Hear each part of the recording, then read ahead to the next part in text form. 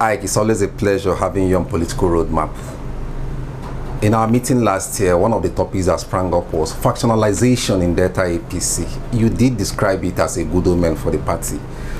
Factionalization don't seem to have fizzled out in Delta APC today. Do you still see it as a good omen? Yes, I still maintain it. You see, good products, people compete for it. There's this adage that says that the only stone a ripe fruit. Because APC is a winning train, a vessel that people can win election from. So everybody wants to be in APC. Everybody wants to hold it, everybody wants to own it. So it's a healthy competition. The only thing we need to do now is to harness these capacities into one vessel for fighting for 2023 election, which some of us have seen the potentials of the contending persons who want to be governor. We've seen those who can win election, those who are hungry for victory. We will be able to give them tickets and then queue behind them. Queue, I say queue.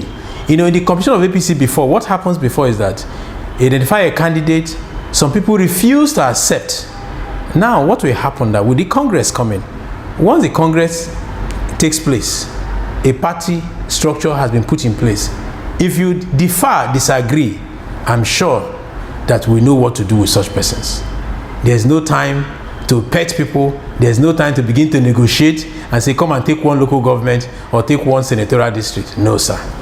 You give a ticket to a man, give him the ticket, go and run the election. You allow him to go and do it holistically. APC will win 2023 in Delta State. So, President, and speaking about fight, like you did mention, the popular opinion is that APC fights into election and continues to fight even after election in Delta State. Specifically, they're not interested in the power, they're interested in the fight. How would you react to that? You see, what has led to that kind of behavior? Remember how APC was formed. APC is like what you have in a polygamous home. Children of different mothers, all made to stay together in the house. Sometimes, if their father does not know how to manage them, that's what results. That's what they're having, especially in Delta State. Now, APC, Delta, we're a bit unfortunate in the formation. Most of our founding leaders are no longer here. So we had having a leadership problem. There's been a vacuum of leadership at that level. Or those who can say, you sit down, you shut up. You remember how we formed the APC? If you remember, Senator Buzi is no longer here. Akamukali is no longer here. Eweredo is no longer here. These were the key persons that took us into that merger. And suddenly, nature took them away. Then became competition. Even a man like Iyke was in the forefront. He left for PDP. So that vacuum has led us to this problem of leadership. That's been our major problem. Now that we have a leadership identified by position of election, the senator who won election in the Central District, went to the Senate, won election as Deputy Senate President. That made him number 5 in Nigeria. He's our leader. If you refuse to listen to that leadership, you are a dissident person. You are not an APC person in sense of truth and reality. Such people. So with that leadership, I'm sure we'll do better. Leadership challenges and crisis of leadership are not things you could wish away in Nigerian politics. Delta politics is not an exception. How will you describe the leadership disposition of the Deputy Senate President, Senator Iyke? Well, you see, Iyke is a young man. We're in the same age generation. But you see, he's wearing a big cap, a big office. So it's not easy. You know, if you manage your home, manage small businesses, you know that where he finds himself is something he needs every tact, every support to be able to excel. So he's managing people who are much, much older than him. So first and foremost, some people see that no be Ovie. I have a friend who said no be Ovie. But you see, the man you knew as Ovie 10 years ago has grown. God has placed him somewhere. So you must respect that office. You don't want to say no be Ovie again. Do you understand? So he has that to contend with. But in all, if you're a reasonable person, we respect Buhari, not because of Buhari, is the office of the president. So respect office of the deputy senate president, not Ovie. So if you respect that office, you respect Ovie. Do you understand?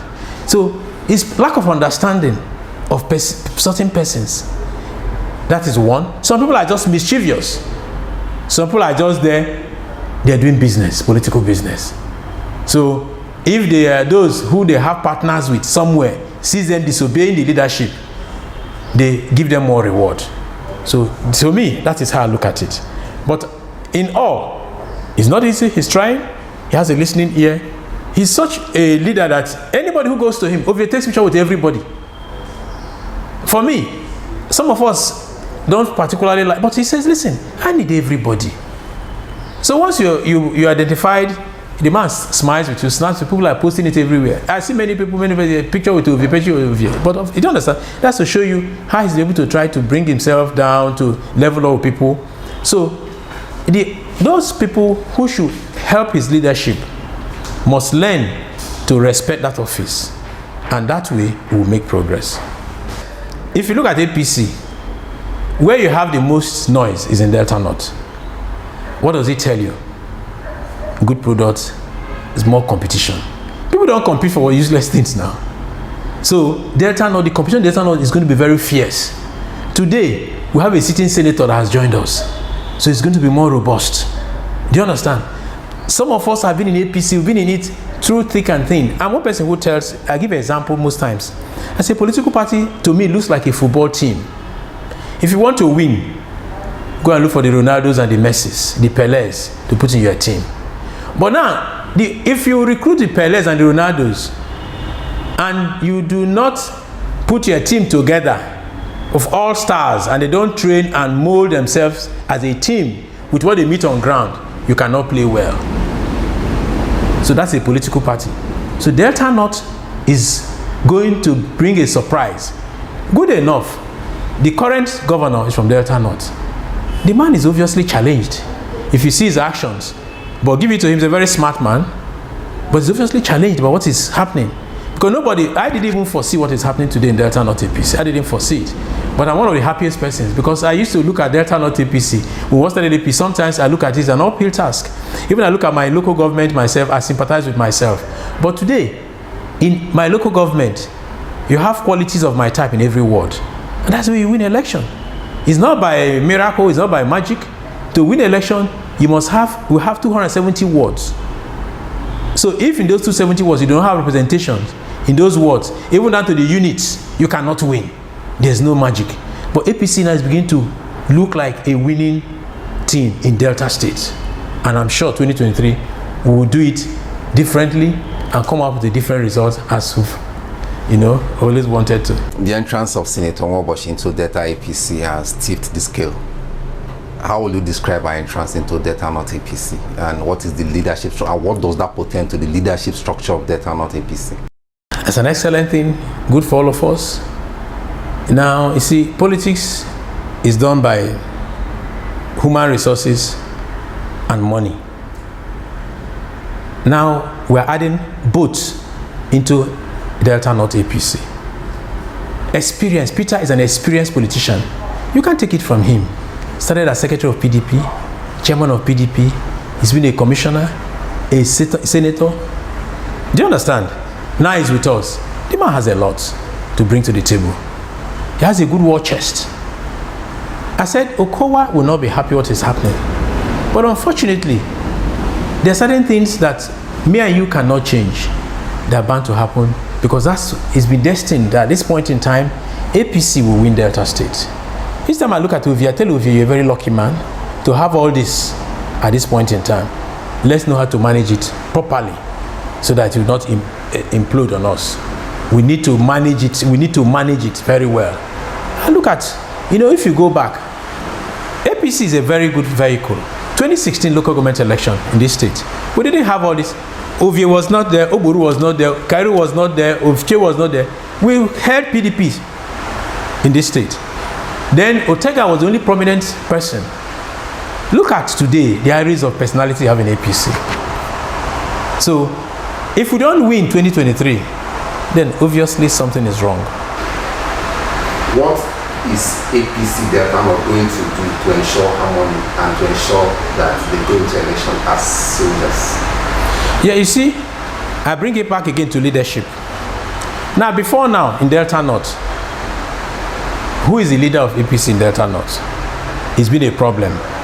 Because leadership in Nigerian politics, they have different standards of defining leadership. Some can say I'm the oldest man, I've been here. Some will say I'm the one who won an election. But now, give it to all.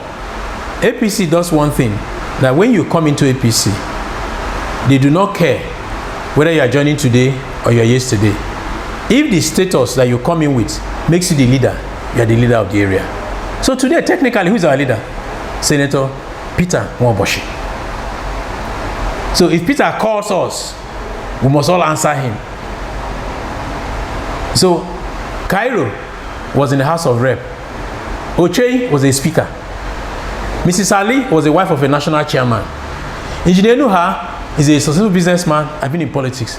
I myself here, I've been in politics. Do you understand? So what are you going to argue with Peter as leadership of Delta North? So that is one thing that will be able to weld us together. Because before now, Oche might say I've been a speaker. So the speaker was number 3 in Delta State. All of you sit down. Kare will say now I was in the House of Rep. Doris Subo will say I've been in the House of Rep. Do you understand? So but now we have somebody who the structure, who the terms of defining leadership put it on his lap. So if you don't agree with that person, what else do you want? Tell me, what else do you want? It means that you belong to those category of persons who are either mischievous or not informed, or you are doing business politics. That's the way I put it. That's my own. The media in the recent time has been inundated with news of defection. In Delta State, it's been defection and counter-defections. The PDP losing a sitting senator of the Federal Republic and the APC losing a senatorial vice chairman. Who is gaining and who is losing? Well, you see, you cannot compare Chief Okafor to Senator Peter Nwaoboshi. Anybody in that comparison knows, sometimes we deceive ourselves. Sometimes we do things for political marketing and gimmicks. You cannot compare a sitting senator, chairman of NDDC committee in the Senate, to a Chief Okafor, who the governor himself referred to as retired. He had his speech when he said retired. So he says it all. There's no comparison to compare both of them. APC has gained a Peter Nwaoboshi, sitting senator, as against an outgoing senatorial chairman. Okafor, leaving APC at this time, to me, is personal politics, smart politics for himself. I don't want to say what he gained. Going into the Congress, Okafor has been senatorial chairman, which was an improvement from where he came from. Okafor came from as a struggling ward chairman in court in PDP to a senatorial chairman. What a promotion. And he was aspiring to be a state chairman. But the man has weighed his chances. He's a smart man. These people will not give me state chairman. These people he went when the ovation was loudest, and he went for personal gains. And the man has done the best thing for a man who is in business politics. Do you understand? So that's for Okafor. For Nwaoboshi, coming into APC, Nwaoboshi has told us that our people always play politics of the center. And why will he remain in opposition at the national distance? Do you understand? So to make the benefit of politics, what's the politics all about?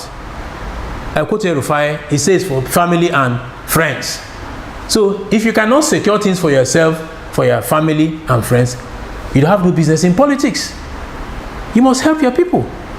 So Nwaoboshi moving to APC was a smart one for himself, for all of us. It was a big catch. There's no comparison. But if they want to compare the two, I wish them luck. They know in them, if they tell themselves the truth, they know that what they have is not compared to what we have or what we gained. Now, Central in PDP is agitating that it is their turn. How is APC reacting to that? APC there? Well, in Nigerian politics, rotation is an unwritten law that helps. You see, there are certain things that you must do to win an election. rotation is one of them. Now, the governor, Dr. Ifeanyi Okowa, in his smartness, has been looking for how to manage the candidates in quotes that they think we are bringing. That's what has been leading them to all those statements and all those body language and all this. So I don't fault the man, I don't blame him. But if you look at his recent statements, he has come back to say that no, I didn't say no rotation. Do you understand? So let's believe he was misquoted, the earlier statements. For us in APC, since we have been able to identify a personality that can run election for us, who is from Central, naturally, we have accepted that Delta APC, if we win, we're starting our rotation now from governorship Delta Central. And after the tenure of the man who will win from Central, by the grace of God, the Deputy Senate President, they will definitely will move the ticket. We cannot say because when he finishes, we have another elephant in Central. No, we must give opportunity to other senatorial districts. That's where people will remain with APC. That's for me on the issue of governorship. Dr. Iyke, one of the most interesting discussions in politics today is the appointment of your sister and friend, Miss Loretta Noche, as a national commissioner in INEC. People describe her as partisan in politics, considering her position as an aide to the president, and they still work in APC. What is your take on her situation? Thank you very much. I've always waited for this question from people to ask me, because those who know Loretta knows like she's a senior sister to me. Not like in the African context, when you come from families, we do sister and brothers, it must not be the same parents. Loretta, the age difference between me and Loretta is about 4 years. So she's one of those, as a little girl, when I was born as a baby, she carried me. So we have a very robust relationship. Now, her political participation in Nigerian politics, Loretta is a lover of Buhari, and she's a Buharist. That's the way she refers. She's a Buharist. Being a Buharist, Buhari is a president who came from APC. You don't expect her not to have sympathy for PDP. She's 100% in sympathy with APC. But what people do not know that Loretta never, at no time, I'm the #1 person in APC Ward 4, where we come from. At no time was she a card-carrying member of APC in my ward. But she's a lover of Buhari and a lover of APC. And sometimes when I need help on issues, I call on her. I say, my sister, see the issues where I go, she relates to us. So, but now, coming to her appointment, now, if people are looking at it, they've been card-carrying members of PDP who have worked in INEC or who are still working in INEC. So as a Nigerian, above certain age, the law allows you to belong. You cannot remain neutral. You must belong somewhere. But now, how you manage yourself when you are in INEC is what matters most. And we did ask questions about her appointment, and that was the answer we got. And if you know Loretta is not going to favor you because you are her brother or sister. She will hammer you. Do you understand? And most of the people, the APC people, their fear for most of them is that she's not going to overtly favor them. But what I can tell you is that she'll be a fair judge at each time when she's called upon. That's the Loretta I know. If she changes tomorrow, I do not know. But the Loretta I know till now will not give you a favoritism when you are wrong. She will tell you. She doesn't mince words. She doesn't pretend. She does not fear. At the time she was encountering some people in this country, and one of those who called her sister, he said, look, my brother, it's God that owns life. Nobody can do me anything. Do you understand? And she has one strong philosophy about life, which some of us, I equally have that, but relating with her has even made my belief about certain things and life stronger. Do you understand? Like when this appointment, it was raging and raging and raging. I want to know, he said, listen, please, people should leave it. I've been appointed by the president. I know it will go through. And she was at the Senate, and they asked her some questions. Issue of membership. Now, coming back, if she's a member of APC, we just read revalidation of her membership. They say registration and revalidation. So if you're a member, come and revalidate. If you're not a member, come and register. She didn't take part in any one of those. So I heard that they have a roster or a register, sorry, where they have membership, where I'm number 1 and she's number 2. At no time did I register and Loretta registered after me in APC. Anybody who has that register is fraudulent. That register does not exist. Because when we were registering in APC, do you understand? Where I registered, Loretta was still in London. She was not here.